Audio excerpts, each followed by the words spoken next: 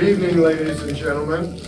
Welcome to the final day of the 48th Mill Valley Film Festival. We're so happy you could be here.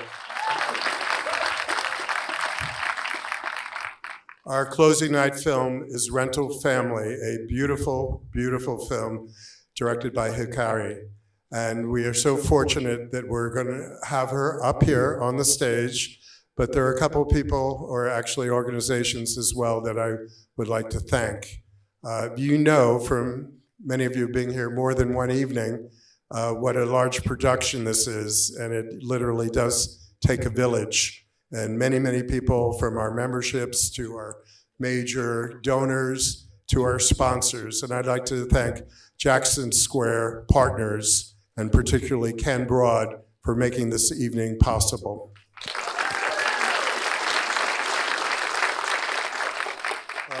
As you know, Rental Family stars Brendan Fraser, who was here not long ago with The Whale.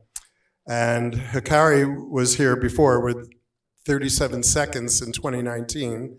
And I think many of you have seen her wonderful work streaming.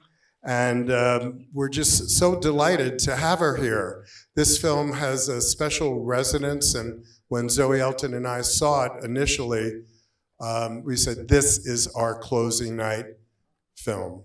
So please welcome Hikari to the stage.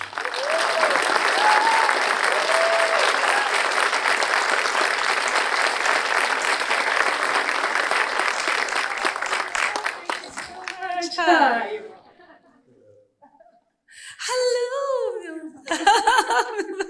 How are you doing, everybody? I think they're excited. Yes, I mean, thank you so much for being here. Just, yeah, I know it could be so many other places, and you guys chose to be here to watch this movie and to be with us, and it means so much to me, so thank you. And Brendan really wanted to be here too, and he sends all his love, and he wished he could be here, and but he's here with spirits. He's shooting in LA right now, so, yeah. Well, we're so happy that you are here. And this film is not just a delight, but it has so much to it. But it is somewhat unusual that it is primarily a Japanese cast, and then you have Brendan there too. Yeah. Was he the natural person you were thinking for this? Because it just seems so perfect. Yeah, I know, he's so perfect, right? Yeah. I have to tell you, so when I was, when we were casting, and I was thinking like, oh, who's my guy? Who's my Philip?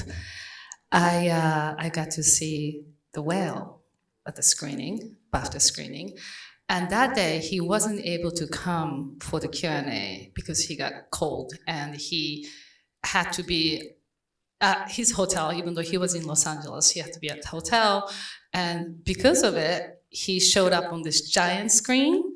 And he was 30 foot tall suddenly, and he's talking to us and how charming he was, how kind he was. And I just saw everything in him. I mean, I saw Philip through him. I mean, the other way around, whatever we want to say it, he was just right there. And in that moment, I just knew. And we just reached out to his agent, and he says, great. And then we met for coffee. Well, it's funny how when you see somebody in a film, you really can't imagine anyone else ever being in it. Right? And I know we're talking before the film, so no spoilers or anything like that, but I think people are certainly aware of the phenomena that is in Japan. Yes. How much of this was a personal story for you, and how much, in terms of literally being able to rent a family? Right, it's both, actually a little bit of both. So the rental family business, or something very similar services, has been around in Japan since the 80s. And there's about 300 companies provide similar services. And there's a lot of reason behind it. For example, we don't really have a form of traditional therapy system that is very easily accessible to Japanese people. So people in Japan uses these services to talk to, just to talk to, right? Just find somebody that they can have a conversation with, really. And so that was a business that I always felt such an interesting story, and I didn't know anything about it until my writing partner found looking for a job for American to do in Japan, and this was one of the business that there's like, oh, you can actually be you can be somebody who can be rented. Great. So that's how we start looking for it. And the part of the story that you'll see is also my story, because I used to live in Utah as an exchange student. That was my first landing in America. I was pretty much only one Japanese girl, let alone Asian girl, in Utah, in the tiny town. And I found being the only one feels isolated after so many years. But there are friends that I found that became my family, that I'm still friends to this day, 30 years later. And I really value that. And I really want the audience to, have that same experience, even though you're in a different country, you're different people, different color, skin, everything. And you even don't have a perfect family. The true family can come from the friends and community you create, right? So that was a message I really wanted to put it into. Well, this that really movie. comes out because one you. could think, and certainly in this country where it's so big, but there are differences between the United States and Japan. Yeah. But it really, yes, it's a search for human-to-human contact. But I think this film is really about the importance of connection. Yeah. Totally. And, we're all here, right? How do you talk? Text, email, calls. You don't pick up the phone call and talk to anybody really anyways nowadays. And I think we're forgetting the importance of having this eye-to-eye connection. And it's really important now, more so than ever, I believe.